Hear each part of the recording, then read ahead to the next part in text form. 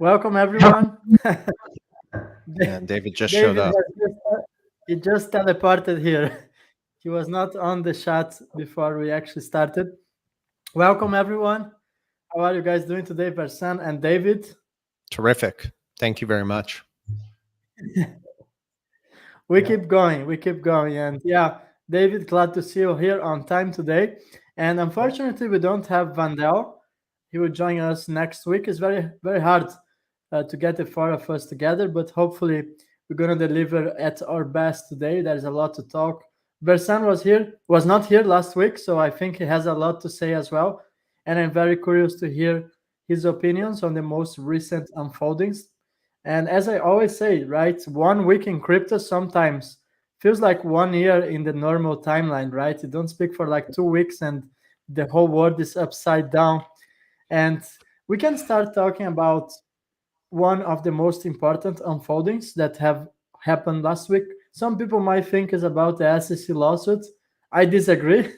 And actually, I think it's a big deal that USDT, Tether, has been unlisted already from Coinbase in Europe because Tether has not been following the guidelines for MiCA regulation in Europe. And I want to start with Versan. What are your thoughts on that? Something that we have spoken previously. Okay. Well, my God, there's so much I really want to say. First of all, good morning to everyone. Okay. Good afternoon, wherever you are. But over the last 2 weeks, I really wanted to sit down and really observe the wave of information that's really being pushed at us. Okay. I wanted to start really by addressing the relentless flow of headlines and constant headlines. You guys know what I'm talking about. But these headlines, again, are designed to really manipulate our emotional responses.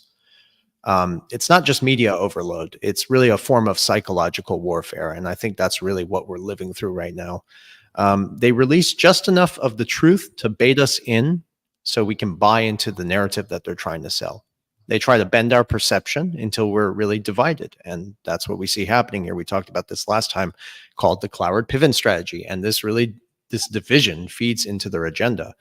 And I am going to get to what your question, but we also have an election coming up in like a week and a half, I believe. And it's just critical to recognize really the importance of having a clear head, because the media is constantly just flooding us with distractions while something like far deeper is really at play here. And I was reading an article the other day by the Pope. So I try to get information from everywhere. And, I don't trust what the Pope says. I know he's corrupt. The papacy is corrupt, right? But he said, and he said this, and I quote, that you guys need to vote for the lesser evil.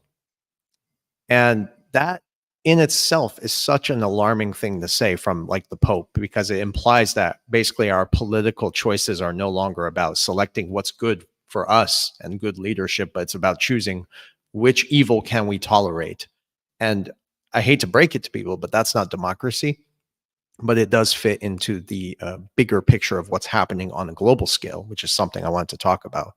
For example, a few days ago, we had the brief market panic that we saw because of the port strike, right? The media hyped up the issue. They caused stocks to plummet. I have friends who actually lost a lot of money. And the only thing was 2 days later, this whole shit was resolved shortly after. And those who did panic, they lost money. And at the same time, I was watching the markets. The institutional investors came in, they bought everything on that panic at a very discounted price. And it's not a coincidence. We know that the markets are being manipulated, and the manipulation isn't really just limited now to the economy. We're also seeing it with what happened with Hurricane Helene. Extreme events like hurricanes, the weather is also now being weaponized to force the displacement of people. So governments can come in and buy up the property and seize the land under the guise of disaster relief or climate change. So all this shit is happening at the same time, and it's all part of the grander plan. So the phrase own nothing and be happy, it's not a conspiracy, ladies and gentlemen. It's happening in real time. It's unfolding right before us. But at the same time, we're going to now talk about digital assets, but also the escalation in the war. All these events are really converging into what we've been discussing for a very long time. And by the way, I'd like to clarify that back in 2001, There were documents that were actually released outlining plans for a series of wars in the region of the Middle East. They started with the Iraq War from 2001, and a CIA agent actually broke this story a long time ago and said that there were plans to invade Afghanistan. That did not happen until 2008 when Obama got into office. So all this stuff was planned out. And there was a document in there that talked about the final war, which was the war with Iran. And they are setting the stage for the conflict that you see happening in real time. And it's all by design, is what I'm trying to say. They're trying to destabilize the whole world while distracting us from really the real issues. And that ties us into the monetary system. So on a positive note, we are seeing like key global regulations for digital assets unfold. This is happening in real time. So just look at what you said, Tether, USDT. It's being delisted by the end of the year. And this isn't not just about stable coins. It's signaling the shift, the broader shift into digital money. And that's really the backbone for the new financial system. But the end game is to push us into digitization, whether it's through war, pandemics, civil unrest. It's all part of like a bigger agenda. It's a problem, reaction, solution at best. And I think it's important to also reiterate that this is not just about financial gain, even though we're going to profit a lot of money. I've already made money on Velo. I hope you guys did too. But the end game is digital IDs, a fully digitized infrastructure, artificial intelligence governing our economies. And that's really where this is all going. Technology is being a form of control, actually. And whether people recognize this or not, I'm not kidding, guys, it is starting to resemble what people call the mark of the beast. And that's really where this is all going. So I know it's a lot to digest, first thing to talk about here. But as far as USDT being pulled, and the regulation that we see happening, they've been talking about this for a long time. You know, it's being delisted from Coinbase, which seems to be the biggest news in the crypto space, when really that's just one part of the story. If you really pay attention to the regulatory side, you'll notice that the demand for stable coins is increasing significantly. And, you know, it is a positive development to some degree. What is this? You're pulling something up? I'm sorry. Okay. So that is positive. Sorry. I'm sorry. Well, again, positive news, positive developments, because, you know, central banks and financial institutions we already know this, they're rapidly adopting Ripple's protocol. And as more of this corruption is exposed with stable coins, like Tether is not a stable coin, ladies and gentlemen. It is a lifeline to inflate the US dollar because of the whole bond buying. And that was recently, you know, acknowledged by the CEO of Tether. So more money is going to slowly move away from stablecoins like Tether. And it's going to go into other technologies where you have a secure, immutable, distributed ledger technology. And that's what the narrative that they're selling. More countries are going to walk away from these other stablecoins that have been out there, and they're going to go to stablecoins that are built on Ripple's ledger, Ripple's protocol. So, I mean, it's a positive thing, you know, but I mean, that's really all I can say, guys. And yeah. Thanks, Versan. Great thoughts. I do have a lot to comment on that. And I want to hear from David. What's your perspective? And later on, I'm going to share a document that I put by mistake on the screen before, so I have to apologize. But David, please go ahead. Well, now you guys can hear me okay? Good. It's kind of low, the volume. Okay, how about that? Better?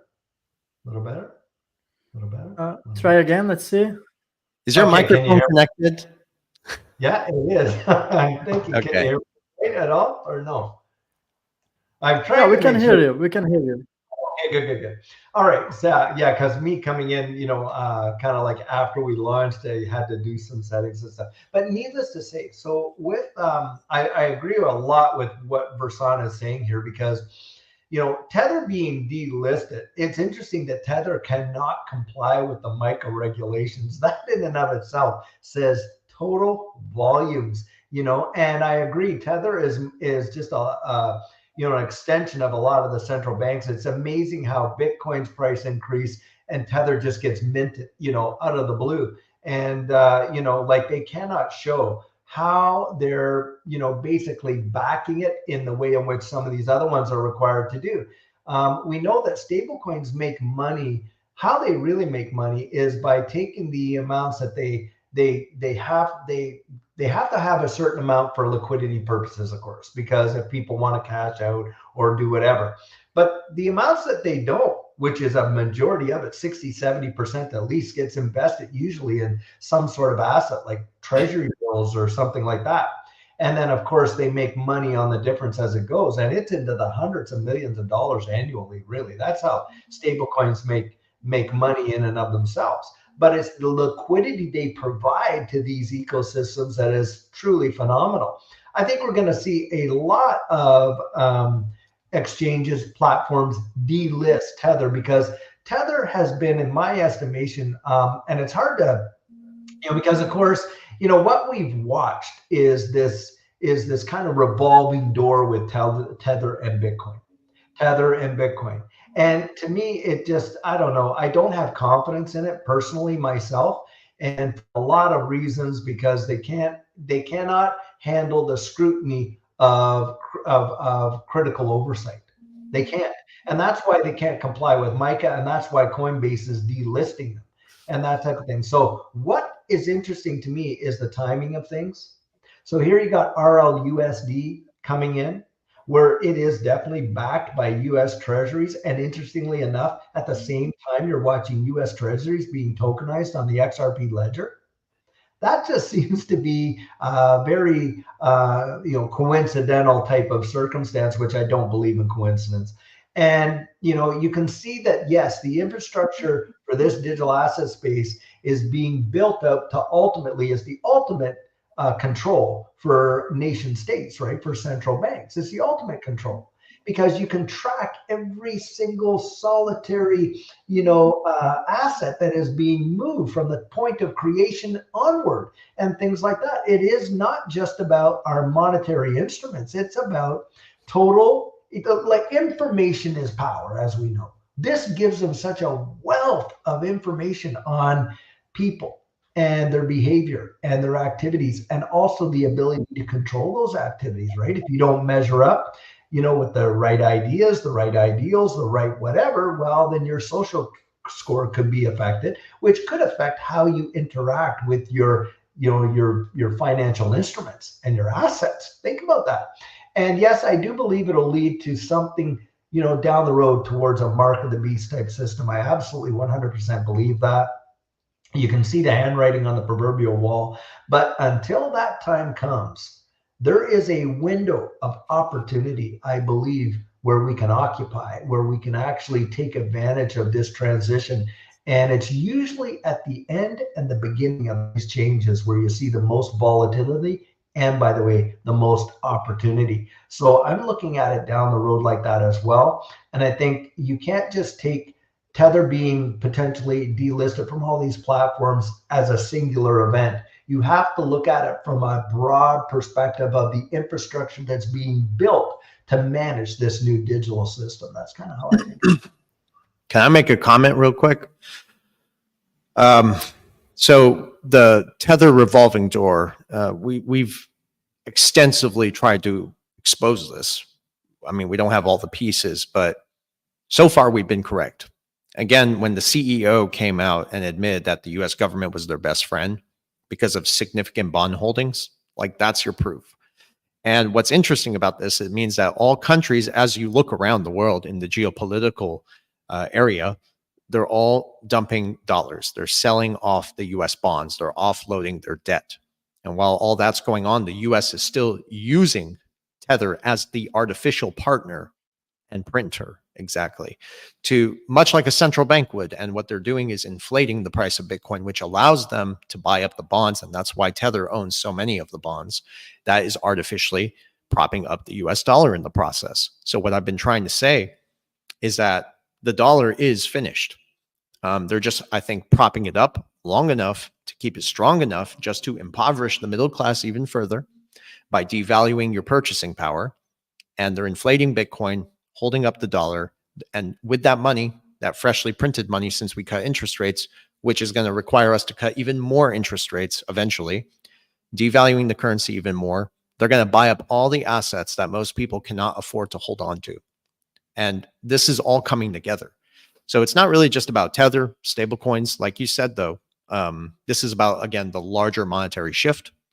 And Ripple's protocol is at the heart of all of it. So just stay focused on the end game, because everything we've been talking about for years, this whole community, the pieces are falling into place right in front of us. Totally agree, Versan.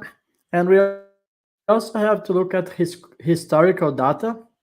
I would start looking at Tether being fined by the CTFC. I think it was about $30 million because they were lying about their USD reserves, right? Because a stablecoin should be backed 1-to-1 with the US dollar, which is not the case for USDT. And actually, I want to share, and I did this already one time in our live stream. It's one of the first ones. So I'm going to share the screen, and that's about Tether white paper. Have you seen that, David? I think you were not here when I shared that the first time, but that should blow everyone's mind. Okay, so this is straight from Tether white paper, and that's page 10. So you can just Google Tether white paper, and you're gonna get to this page here. And guys, this is on the white paper. I mean, you can have a look here. So implementation weaknesses, and there they are admitting some of the things that could happen to USDT, actually to Tether. So as you can see on the first hand, it says we could go bankrupt. How interesting is that? They are telling you on the white paper, right? If you see the second item, it really says that our bank could go insolvent, right? And then we have the third item, the third bullet point, which says our bank could freeze or confiscate the funds.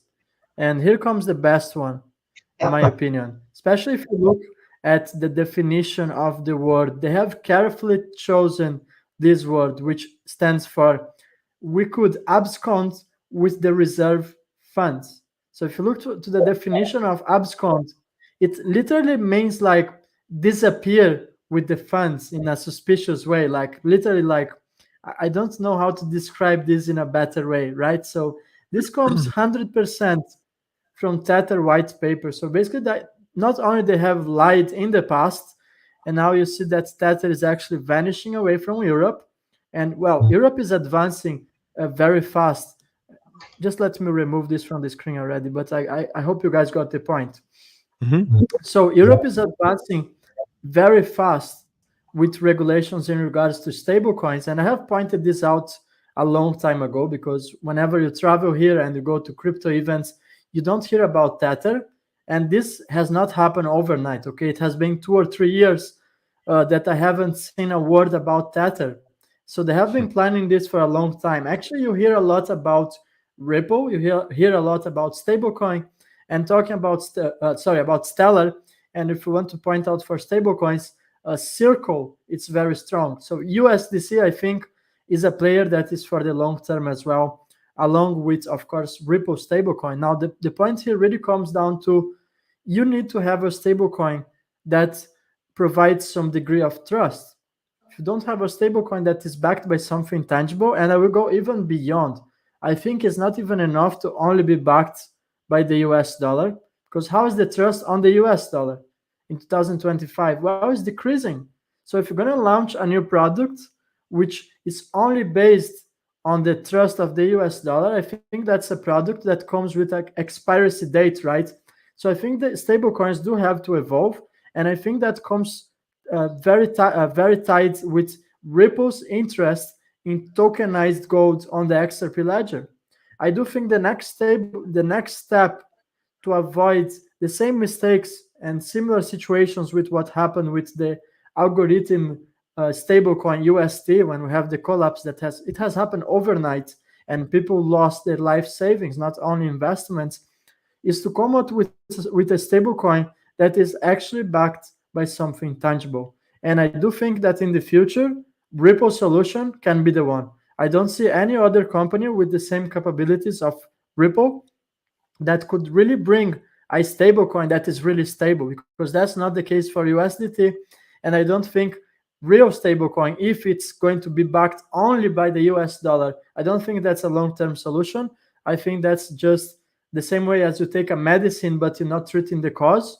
I think the cause has to be treated, and the cause is to provide a stablecoin that's really stable, which is going to actually bring more institutions on board. For example, institutions don't want to hold any positions in Tether unless you are crazy, right? Any additional thoughts you guys want to add on this, or we can jump to the next topic? No, I would love to touch on it before David does, but when we're talking about financial markets, pretty much everything is still playing out the same way. We see the world, central banks, everyone's buying gold, governments, central banks, even people in China. Is my mic connected? You guys can hear me, right? Somebody said my mic's not connected. Yeah, I can hear you. Sorry, guys. Okay. Well, even the Communist Party of China, they were telling their people to go buy gold. You think that's an accident? Absolutely not. They know the dollar is going to collapse. All currencies around the world are going to be affected and will soon follow as a result of this, because we're still the reserve currency. And that's going to result in the monetary reset. So everything you see playing out in real time is just the stage being set. Countries are selling off their dollars, de-dollarization. They're putting alternative systems into place like Project Enbridge and other initiatives, which are, by the way, interoperable with the XRP ledger. They're printing more money. It's all part of the plan, ladies and gentlemen, to devalue currencies globally, usher in this new financial system. But in doing so, they're also stealing your purchasing power in the meantime. So like, this is hurting the everyday average person with a predetermined solution afterwards. So as far as stablecoins are, you see an increase in demand since last year, 50%. The demand and regulation for stablecoins is being pushed.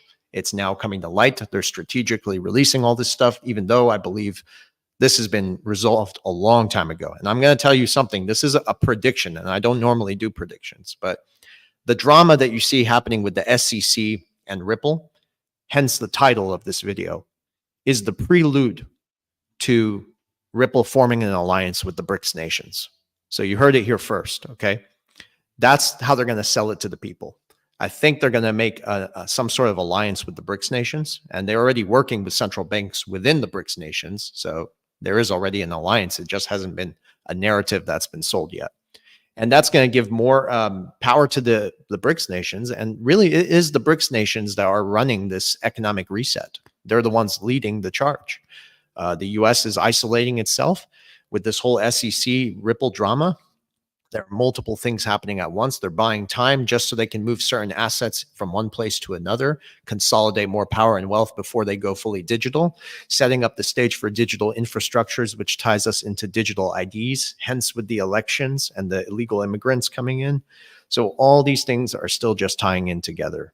While real USD, though, somebody left a comment for me yesterday on X, said that it's backed by the US dollar. And I think that's something we haven't talked about. And it's important to understand that the broader context of the US dollar's backing is by debt and liability. They rely heavily on a system that is fraught with liabilities. So we're going to see the shift. And we talked about this in 2022. They were going to start monetizing their debt on the XRP ledger. We recently saw news of this. I shared something also on X about this. So that's creating a different kind of scenario. And the transformation of everything we see happening here with the United Nations as well, and that's a whole different rabbit hole that ties right into this, is that the gradual shift away from the dollar-centric mind system, okay, the model, and bring in this new system. So I'm telling you guys, and you already know this, preaching to the choir here, but this is all being set up. And I think the whole thing is already said and done. And in the meantime, yeah, you just got to keep swimming because many people are drowning out there. And there are potential profits you can make. I mean, I told you guys I took profits from Velo when it shot up, came back down, bought some gold, and I put more money back into Velo. So I'm waiting for the next one. And since they cut interest rates, they're going to print more money. They're going to prop up the markets, including the crypto markets. The real bull market is going to be short-lived with high inflation, but it's going to be around 2025. Unless some major black swan event happens. So, and I mean, we could very well be on the verge of one with when we see the orchestrated global conflicts on a political level that are going on. Geopolitics is playing right in. Let's remember this. Most of the military industrial complex is at the behest of these central banks. I mean, that's what's going on. We are watching, as far as I'm concerned, this is absolute theater right across the board, especially with what's been going on in Europe over the last number of many months.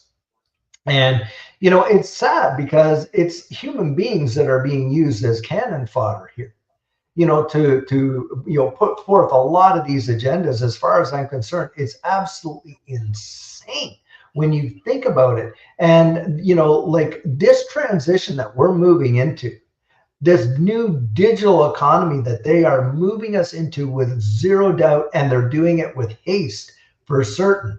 You know, it just is mesmerizing that there is no way that the Federal Reserve, you know, that has held such sway around the wide world, and all of the influence that they had with the petrodollar, they know very well that it's dead. And like you said, you know, we're just it's a foregone conclusion. I like to say we haven't had the funeral yet, but I mean that is a reality of where the world is. And I would not doubt for 1 second that your prediction with Ripple interacting with the BRICS nations is 100% on target. I do believe that this is going to be a global asset. It's an agnostic asset. Remember, the X in XRP stands for agnostic, not tied to any one nation type of currency.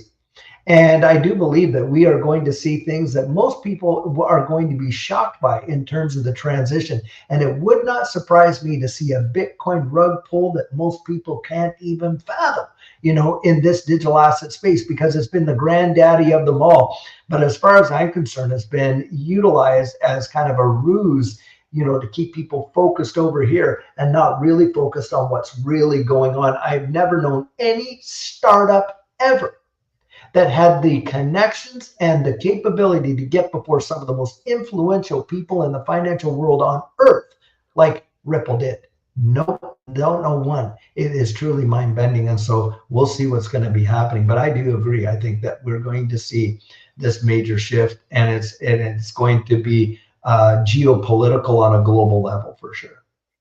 Mm-hmm. Totally agree. This is a very interesting clip. Can I just make a point about this clip before it even starts? You see what she's wearing on her lapel right there? Yeah. Hey, Ripple is tied heavily into that if you were to investigate what all that is. Yep. An exchange, the UN's exchange, literally right there. Truly something. Yeah, totally agree. And somebody left that in the comments. And, you know, I know this stuff already. But the thing is, this ties us into the larger narrative. In the next video I wanted to play regarding Bitcoin, top economist Martin Armstrong, he talks about this heavily. This was all by design to create the illusion, number one, that you can beat the system. Came right after 2008 with quantitative easing, financial crisis.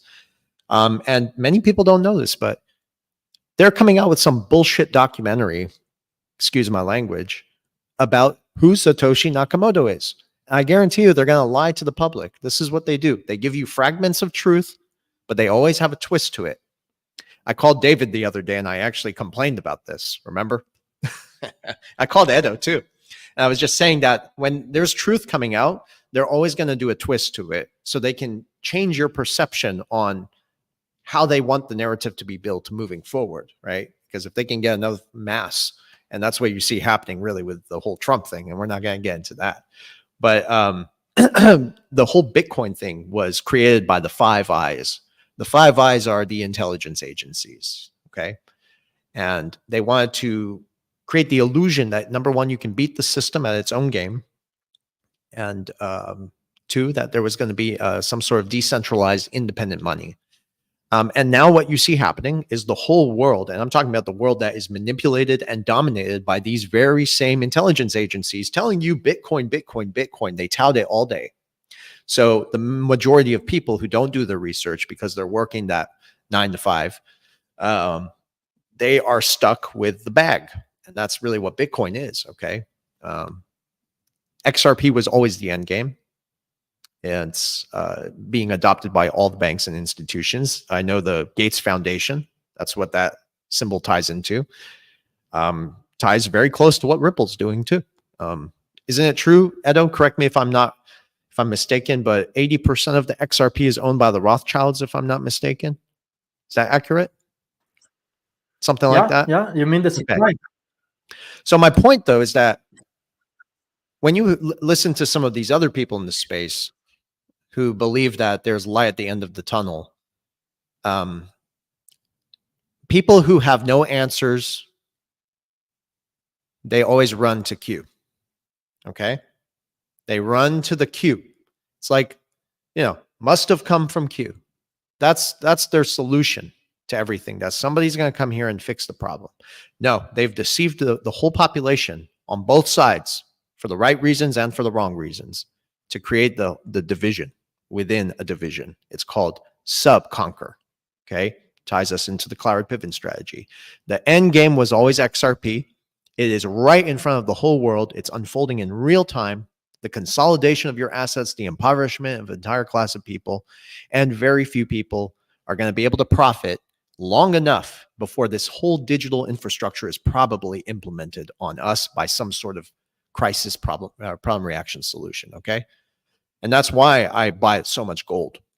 I buy a lot of gold because in case of a situation like that, and I don't care if it doesn't make me a lot of money in a short time, even though there's an arsenal for the central banks to reevaluate the gold price, hence the stable coins by the World Gold Council, looking for a stable coin that nobody has built yet, is what they said.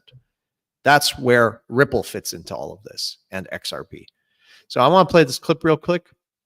I watched the whole United Nations. It was 12 hours, guys, and I had to divide this over 3 days.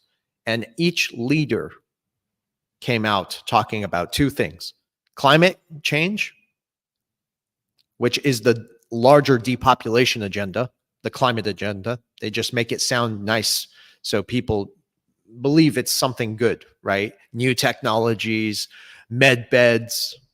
I'm telling you guys, most of that stuff is bullshit. Like it probably exists, but they're not going to bring it out. It'll take an act of God to bring it out, and they might stage that too. Anyways, all the UN leaders were talking about a new monetary system. So this is just one of them. I couldn't get all. So we must change the rules of the international financial system and reform its governance and instruments. 2, we must shock-proof vulnerable economies by dealing with debt and liquidity in a comprehensive, development-focused manner. And if we need to give countries a shot of liquidity like we give them a shot of adrenaline to avoid them falling off the cliff of debt, then we must do so. And thirdly, we must augment financing by boosting country capacity to invest in resilience by several means, including one has been announced already, the rechanneling of special drawing rights through our multilateral development partners. Multilateral development partners, SDRs. Very interesting language, and the devil is in the detail. So you can listen to this. And remember, XRP was never meant for retail, right? Right. It was designed for institutions. Now you see this trend coming up on X all of a sudden. I mean, this has been out for a long time. So Yeah. what are your thoughts, David? I'm actually curious. No, I totally agree. It's not wrong, I mean, guys. It's not wrong. I think that, this is, see, I look at it through a different kind of a lens. So I look at it through the lens of my critical thinking, but I also look at it through the lens of, my spiritual understanding. Because there's a different kind of situation going on here. There's the outward appearance of everything, that these are all just, plays being made, to advance, mankind into this sort of, one world utopia that they all are believing for, where we'll own nothing, by 2030 and be happy about that. That is just an absolute fallacy.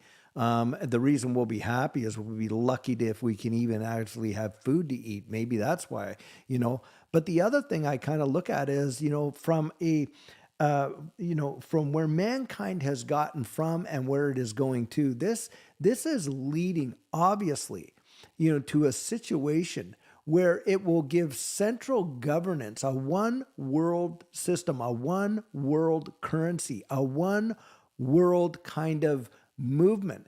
And from a prophetic point of view, that is not a good thing for mankind. That is, but that is where it's going. And, sometimes you could sit there and you can literally show people, you can connect every single dot, but because they cannot conceive, they cannot conceive of that kind of a world. They will not believe it. They behave like ostriches and they bury their head in the proverbial sand. You listen to when they try to, present an argument, you're hearing the fifth estate. It is not their own thinking. They have no apologetic, no rationale. They cannot critically debate. And when they can't do that, you know what the very next thing is? If you can't attack the argument, you attack the person.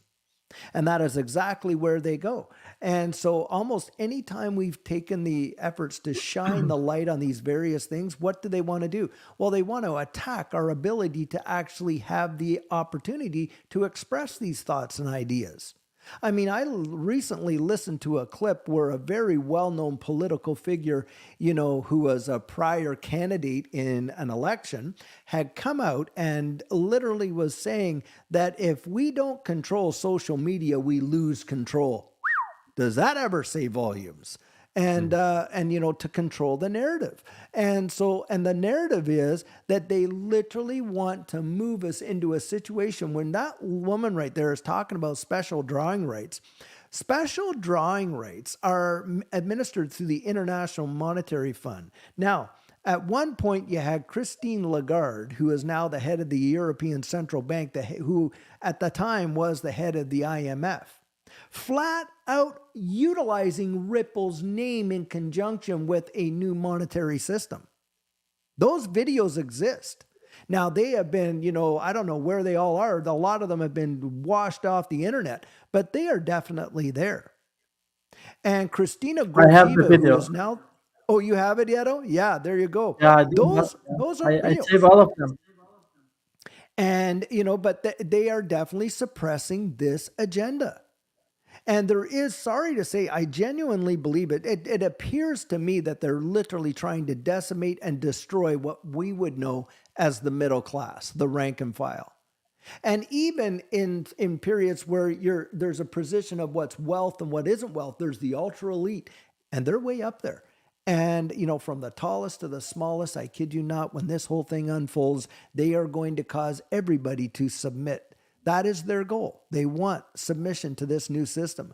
They want to control not just our behavior, but literally our thoughts. Now, who is the second in command over there at the WEF? I always forget this guy's name. Horovi or Harari? Yeah, Yuval Harari, something like that. You listen to this guy, man, and it is practically something out of a science fiction novel and, the evil genius that wants to take over the world. He literally talks about, hey, how we can control and manipulate the mind and the thinking of the greater populace. Yeah. And he was saying that years before, you could see if somebody was, standing there, you wouldn't necessarily know by their behavior whether they agreed with the plan or not. But now they're going to be able to monitor our chemical reactions in our body so that they can know who's really for it and who's against it. Totally obscene. But that is what these folks are entertaining. Go watch it for yourself. It's right out there. So if you think that you're going to put the global monetary system into the hands of some of these folks and that they are not going to use it as a weapon to manipulate and control society, I think that's your wishful thinking if you don't think they're ever going to do that. I totally agree. And sure, Edo has a lot to comment on. But after you do, there's something I'd like to add to that too. Yeah, there's a lot to unfold. And a lot of my videos recently were about talking numbers and figures and analyzing the wallets. And to my conclusion, there is very few XRPs available for retail investors. There's this misconception of 100 billion XRPs available, but that's not inherently true. And there is an account on X, it's called XRP Wallets. And he has been doing a tremendous, fantastic work on tracking how many XRPs are available. And I actually went deep on that as well, and I started to analyze. So, just for example, it was pointed out that there are about 3 billion XRPs on Binance. Okay, that's the largest exchange by holdings of XRP. But first, when you start to understand that most of these XRPs are actually not under custody of retail, but actually uh, financial institutions that are using XRP, these XRPs are sent to on demand liquidity. That's XRP settlement, right? So these XRPs are, most of them are, I will use the word compromised, but they're actually using for a specific purpose. So let's say that you want to go on Binance today, and the last time I checked, and I did this manually because I had to reach Binance support. I really wanted to get this information, and I wanted to know how many XRPs are on the sell walls. In other words, how many XRPs are available to buy. And just a second, I have here on my hands. So the last time I checked, and this is about 2 weeks ago, there was only about 164 million XRPs available. So if you wanted, let's say someone with a lot of money wanted to buy 200 million XRPs, that's not available. That's why I predict there will be an XRP supply shock, which is going to Mhm. unfold very Yep. quickly. And unfortunately, and that's why I say, everyone, you must take care of your XRPs, you must take care of your cold wallets, because the amount of people that are going to be left behind. If you had an idea of how many DMs I have, because I try to answer to my best capabilities, DMs, and how many people are losing their XRPs because they lose patience and they try to find ways to actually increase their XRPs, and they just end up getting scammed. Guys, you have no idea. It's basically thousands and thousands of XRPs that are lost on a weekly basis. So first, I want everyone to be very mindful and very careful with scams. And now touching on what you were saying about this BS documentary, right? So first, they give the truth with homeopathic doses. That's what the elites have been doing. So I don't expect Satoshi's identity to be revealed by the documentary itself, even though we already uncovered the real identity of Satoshi, right? Satoshi is not a person, is an organization. And if you guys have been following me on X, I have made tremendous threads with facts and documents. And very interesting to understand that Ripple is around since 1991 under the name of Ripple Communications, and you can track the entire history of Ripple, which is tied to the Ripple as we know today, that became OpenCoin, then became Newcoin, and then eventually became Ripple, and then Ripple Labs as we know today. But the fact is that the most relevant informations, they are vanishing. They don't want people to have access to certain informations. That's why, David, what you said about Christine Lagarde mentioning Ripple, yes, she did. I have proof. And a Mhm. lot of people are going to say that's a conspiracy theory. Well, it's right here on my computer. Another Yeah. interesting one is Brad Garlinghouse talking about XRP as a world reserve currency. Not only talking, but saying that that's the main purpose of the digital asset XRP. You don't hear that anymore, right? Yep. That's strange. They are trying to actually hide the narrative, but I do have the videos, I do have the screenshots of Ripple's website pointing out to XRP as a world reserve currency. So these Yep. things are disappearing, and it's good when you have access to this information, always download it. So to make sure we have it, the evidences. And now, Versan, if you want to go ahead, and I think you have a video to play, right? Yeah, that kind of ties us into the broader narrative of what's going on the geopolitical front and how it ties pretty much into this new world order or whatever you want to call it. But also something to expand on what David said, the SDRs. That's very interesting. And yes, Christine Lagarde has mentioned Ripple multiple times actually in the past. And like you said, the internet has been scrubbed. Google is owned by the CIA, and so is YouTube. So a lot of the stuff we tried to even put out like 2 weeks ago got taken down. And just to add something, now with Sure. artificial intelligence, it's becoming Mhm. even more difficult. Have you Yeah, tried to ask algorithms. AI some controversial questions? It won't give you the answer. That's the Yep. end goal. They want to control information, and that's what artificial intelligence is about. Yeah, Well, and more than also, that, if oh, sorry, go ahead. well, I'll make it quick because I'm seeing comments here. Yep. But Ripple did on their website previously, they had, what was it called? 2000. No, they said that XRP was designed to be the world reserve currency. That was their goal, and then they removed it from the website. Yep. So that did happen too. And the second thing was, I'm seeing a lot of comments here about the 327,000. First of all, yeah, I did that on a podcast, and I did see that. My brother can confirm it. I don't give a crap what people believe. Some people are calling me a liar, but have you not seen the price glitches in the past? Talking to the audience now, there have been many price glitches. You could go look at the pictures. You could look at Right. screenshots from people. I don't give a crap what you believe. The truth is, there was one time in 2021 out of Japan. Like we said, the internet also has been scrubbed because after that interview went like viral, I had to quickly go find that video, and just so I can like at least get the audience to confirm it to a degree, right? And I couldn't find it, but it was a 5-minute video, and I'm not even joking. My brother showed it to me, and like 3 minutes into the video, the price was already at like $300 something thousand. It kept going up, and it was like I got goosebumps. And I kept telling my brother, like, I get it. Basically, I understand that this is going to be the reserve currency for the world. Right. Okay. It's not meant for peasants. It really isn't. It's meant for the institutions, the 1%ers. But that did happen. That's a real experience. I did see that. And I tried to find it, but I couldn't.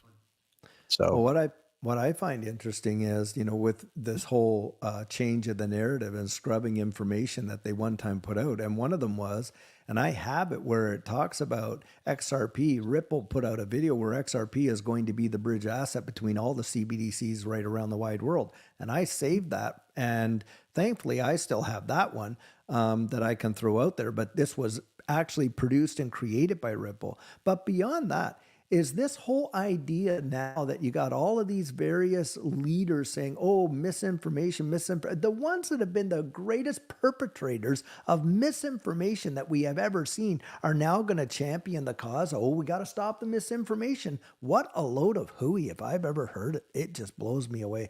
And that people will buy into this narrative is just something else as well. yeah. And the truth is, I think most people in the crypto space are very blissfully unaware of the true nature of the transition that's happening here, how the technology is being implemented, how it's being used. The whole thing in the crypto space with 27 plus thousand cryptos are, most of them are tied to Ethereum and Tether, the biggest bullshit in the crypto space, which has so much regulatory issues. And I don't know if you guys remember, like 2 years ago, there was this billionaire who got pulled over in a Bentley in England, and they asked him what his favorite cryptos were. And he said Avalanche and XRP. And then he said, what about Ethereum and Bitcoin? He's like, oh, no, those people are all going to prison. And he just takes off. That did happen, that video. I saw it surface a long time ago. I just thought it was interesting. But now with everything being exposed, including ETHgate, something we talked about 2 years ago, all this stuff was already out in the open. Was there corruption? Absolutely. Are they gonna strategically release this corruption to the public? Yes, because it fits into the narrative of everything that's already been prepared. I mean, very few people really understand how the technology is being adopted by the 1%ers for the new system. So whatever, right? I think it's an exciting time to be alive. And I do want to play this clip real quick because I have one more after this to share with everybody. States has long wanted to knock out Iran, which it sees as then weakening Russia and making Russia's ability to control the heartland, the whole of Central Asia, much less plausible and likely. So we are moving in that direction. But we've seen a lot of, if you like, this period of hubris, the pendulum is swinging towards Israel's way, that we've seen them talking about the new world order can be seized We see this in the United States, in Europe, but overall in Israel. So I just, wanted to share that with everybody because I listen to everything up and down. I listen to crypto markets. I listen to geopolitical news because, like I said, it all ties in together. Okay. So when you look at the way the world is being set, it's only being set for all of what we've talked about to unfold naturally and play out as if it would just play out naturally. So there is some positive aspect to all of this we can talk about here shortly, but I'll let you guys put your comments in and then we can focus on some positive news and like what you can do to make money. Okay. Yep. Well, I see one person put in there, he says, I'm getting old. I don't have time to wait another 4 years. Well, the reality is there are people that are going to miss it. There are people who are going to miss it. There are people who are going to capitulate. That has happened in every single cycle we have seen thus far. When the narrative and the FUD and the disinformation that has been put out there to literally terrify people, and think about it, you're watching these major institutions buy tens of millions. The open interest in the derivative market alone topped 1 billion just the other day for XRP. The open interest, and it was for on the sides of the longs. Yet they're trying to terrify retail that, may have a few thousand bucks in it or whatever they got. In comparison to the price movers in this space, it is nothing. It is truly nothing. It is a drop in the proverbial bucket. Retail does not move this market. I am 100% convinced of that, And so unfortunately, yeah, there are folks that, they come out and they make statements like that. And, I always think of the song, well, I never promised you a rose garden along with the sunshine, and if you don't have the stomach to weather this storm, you're probably not going to make it because that is the whole intent. It was not made for retail. It just so happens, if you look back at, some of the posts by Kendra Hill, she said there will be a few people that they will let, and it's a small percentage, let's be honest, of folks that hold any really any kind of significant amounts in the retail space. We are not a big percentage of the global population. Very little. Very little. Mm-hmm. And, I've heard people say, oh, they won't let us no, they don't have a problem with that because it's such a small, minuscule amount. If you have the foresight to see what's coming and you're able to get into it, I think they're thinking, well, hey, these people at least had the brains enough to see what's going on. They'll get through the gate. But one day, that gate is definitely going to close. I absolutely believe that. That's your reset. 100%. The opportunity will be gone. That's what I think. The window's closing very fast, actually. And one of the ways the window is closing is through inflation. If they can devalue the purchasing power, you're forced to not just sell assets to pay for the higher price of groceries and goods and services, but also you can't invest. All your money is going to bills. And that's really what's happening. So something positive, though, what can people do to survive? What I'm encouraging a lot of my clients now is to really streamline their businesses or services online, because that's really where the job market is. If you actually look at today's job market, it's being replaced by artificial intelligence, by technology, and other people are being forced to leave their jobs because the pay is not really meeting with the inflation, right? So it's important to get ahead of the game, and that is streamlining your business. I told my friends in the phone business 2 years ago, before I sold my shop, to quickly sell your business and get into something that's cheaper, like an online business, streamline that stuff, because what's going to happen is as more people get laid off, and let me tell you something, people are working 3-4 jobs right now, and that's why the job market looks good. It's all bullshit, okay? They're doing that to fabricate the whole numbers and everything so people don't panic as they accelerate the transition. So if you want to get ahead of the game, you got to streamline your business. You really have to. That's the way the world's going. And if you don't, you're going to be at a point where, whether it's a crisis that unfolds first or something else, everybody is going to be fighting for the same jobs. And that's what I'm telling and encouraging people to do. So whether it's a website, a YouTube channel, whatever you do, just before the whole world catches on, you need to stay ahead. Yeah. That's one. That's great Second advice. thing, yeah, it's really good advice. The second thing is, I saw in the comments, somebody says they can't wait. I've been waiting almost 5 years, and I really don't care. I've been waiting, but while I'm waiting on it, I'm not depending on it to hit 10,000 overnight, which it still could do. You never know when this system goes live. Like, I mean, all the way. You need to invest in other things.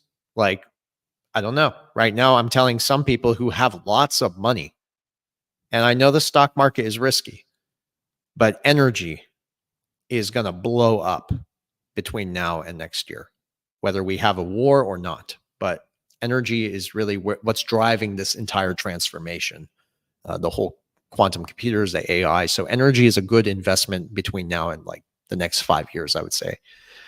And other assets out there like Velo, we talked about this before 3 months ago. Look what Velo did. It popped. Remember that, David? So took some profits from that. Yeah, I remember that. Took some profits, got right back in. But that was funny. They didn't send the money until after the pop happened. And I was like, oh shit. But then it even blew up even from there. So yeah, it did. So it that came was back down. That was a good move for sure. You know, one thing, and I'd throw this in there, like with respect to this whole, you know, when we see the amount of real jobs that are going to be consumed by AI and all these other things, this is where I think they're going to introduce universal basic income. Yeah. And this is another way I think they're going to be able to control the masses. If you do not have, you know, that personal net worth of your own, and you're encumbered in the debt system that they've kept everybody in, then I think that's going to lead to a pathway of slavery when they eventually do introduce, you know, because the world is due for this big change. And it is going to impact a lot of people. Most people are not pivoting. They're not transitioning like you had said there. And I do believe that this is where they're going to introduce this whole UBI concept. And it will be different in different sectors around the world. But the whole concept behind it is the same. It's going to make people beholden to the state, beholden to the system. Mm-hmm. And this is... It's already happened, by the way. Yeah, they're going to drag into slavery. Already happened. Yeah.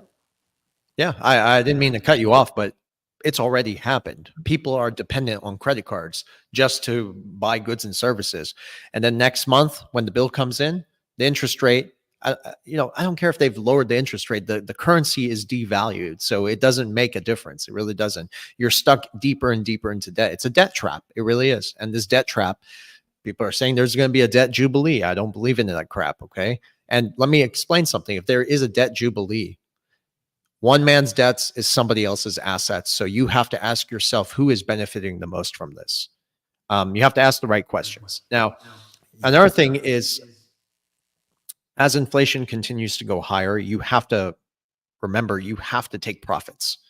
And I don't mean to like say take profits from your XRP if you're waiting for the long game, but you got to take profits from other projects out there. There's a lot of opportunity in the crypto market still. And I'm not talking about shit coins. I'm talking about coins with real use case, real utility.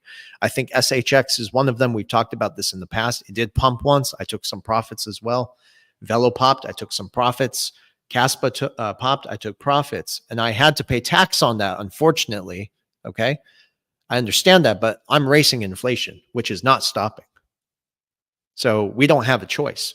But I have diversified my portfolio for a long time now. So I wouldn't have to touch XRP or XLM, and I can touch these other things and still profit from them in the meantime. At the same time, I'm overworking myself. I really am, guys. I'm overworking myself in so many ways you have no idea, doing multiple things simultaneously. But that's me just trying to survive. My point, though, is that sacrifice is buying me the time I need to not worry about this transition as much as the average individual does. But I am slaving for it. Believe me when I say this. I am so tired, but I don't have a choice. So I've adopted to a degree where I'm using the technology to make me more money and buy me the time I need to at least stand still until all of this unfolds. But I'll tell you, it's getting tougher. Edo, get in here, man. We need to hear from you, Totally agree. man. Sorry, man. Yeah, I apologize. Hijacking the I was conversation just as I listening, always do. Sometimes I like to go on listening mode. I know Versan was not here, I think, for 2 weeks, and he had a lot to say. So I was just paying attention, and I totally agree. The currencies are getting devaluated to a degree that is scary. I don't know how the average person is surviving out there. And that's not only in the US, that's the same situation in Europe. And I saw you putting some picture of the groceries, Versan, a couple of days ago, right? And it just comes to a point where I have the feeling, and I am in Europe, so I talk in euros, right? That 100 euros can barely get you through the week. And have in mind that most European countries, people are earning no more than 1,000 euros per month. So situation is very critical, and people are getting trapped in the debt cycle.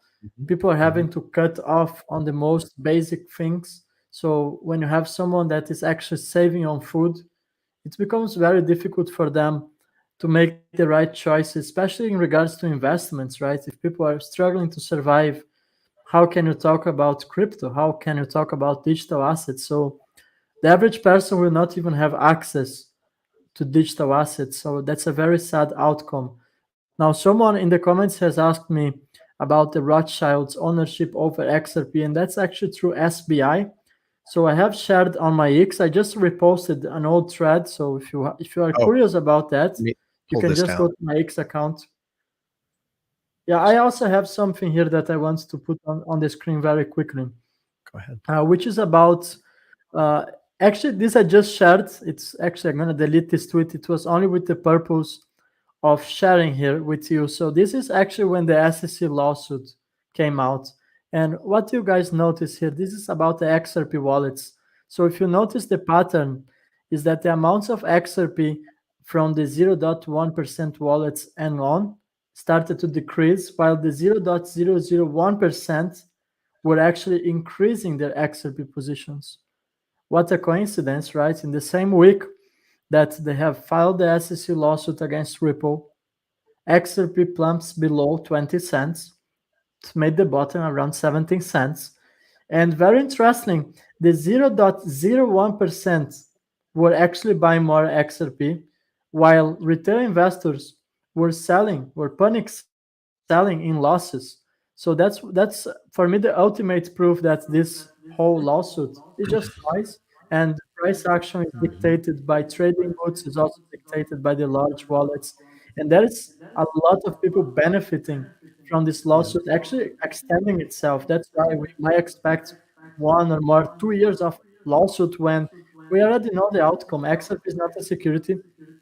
That's why I'm not paying attention anymore to whatever is being told about the SEC And the lawsuit. price That's isn't just paying noise. That's just attention. Let me pull this up for people the to read price is as already well. recovering, and even You remember this, guys? I can, yeah, it's on the screen. my cousin, he really dug deep to find this. Now, this goes back to 2015. And there are people out there that say some of these documents are old news. Well, let me clarify something. Just because something's old doesn't mean it's not relevant. In fact, a lot of the news that we talked about a decade ago and things that were unfolding a decade ago are actually unfolding in real time today. So just because something's new, old, don't disregard it. My point, though, if you look at this document, and I have the whole thing, but several investment banks, including Goldman Sachs, Credit Suisse, and JP Morgan, R3 Corda they talk about in there, and focused blockchain firms such as Ripple Labs could play a major role here. So they've been setting the stage again. And hence what I said, the title as well, this drama with the SEC is only going to push Ripple into the hands of BRICS. And the BRICS nations are the ones leading the economic reset. America, the European Union, they're fighting for their lives right now.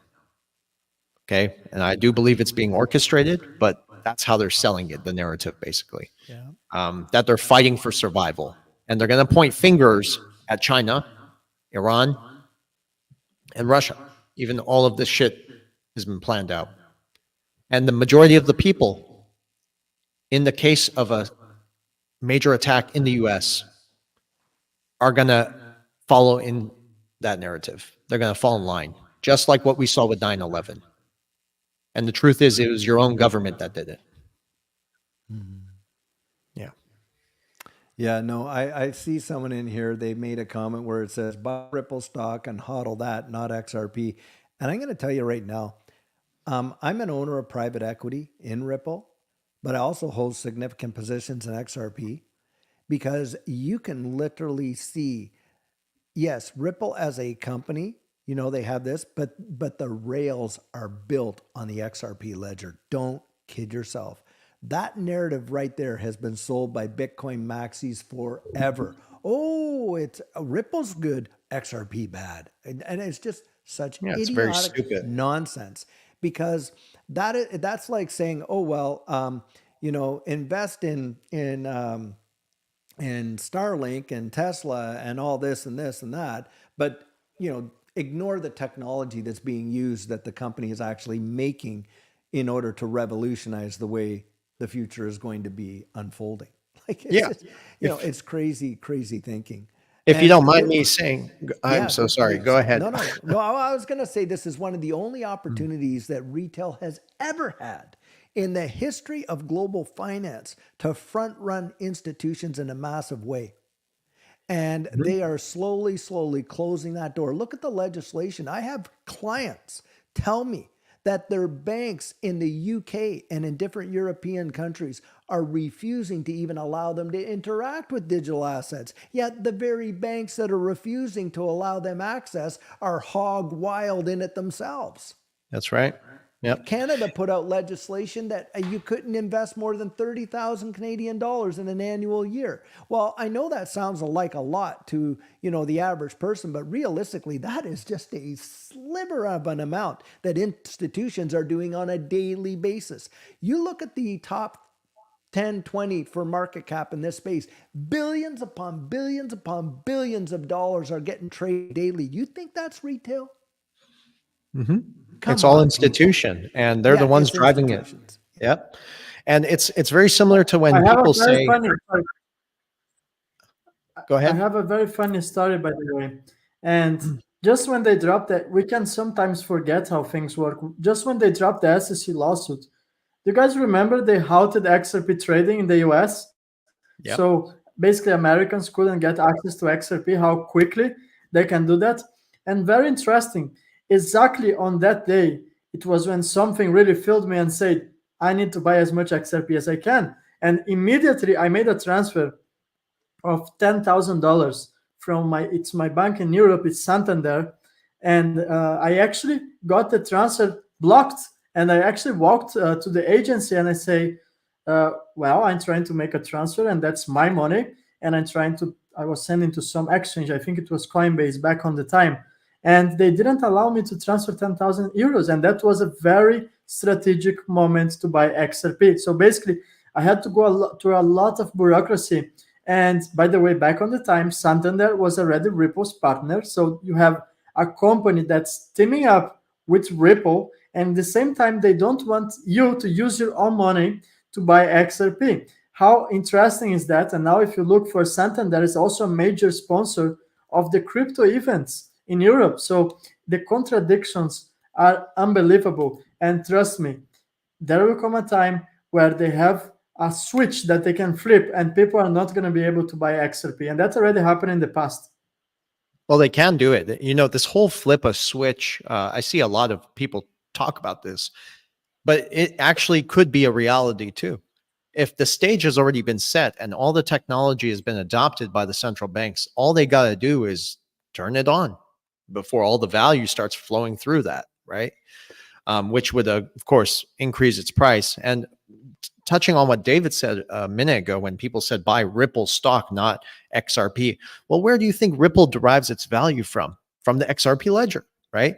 It's the same people who are out there saying that and I saw this comment multiple times.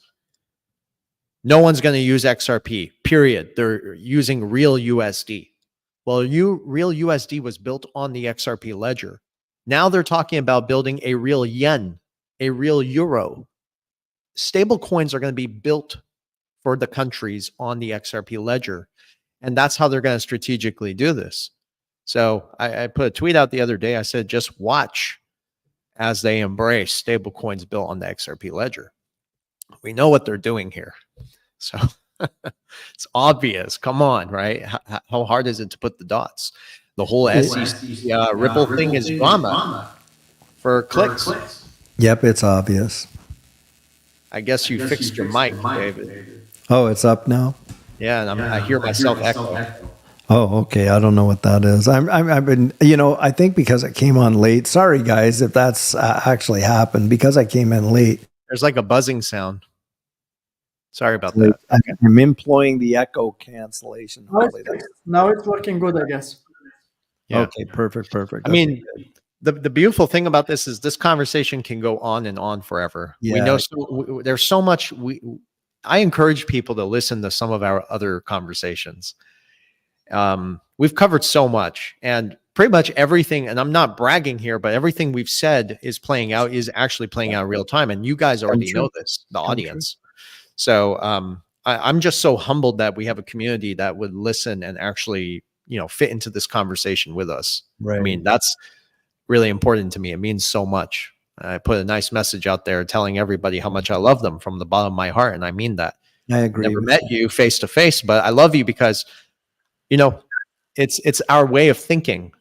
It tells me again, what kind of person you really are out there. And, money guys is really just, it's probably the most important thing going on in our lives right now, but it's just the surface of the conversation. Yeah. Somebody even asked me to talk about consciousness on this podcast, and I'd be happy to, but maybe another time. Yeah, we're into this an hour and 15 almost. And, but these are discussions like when we get together, we can easily, talk 1, 2, maybe even 3 hours on this stuff. And, because we can see this is probably one of the most exciting periods in history that most people have ever got to live through.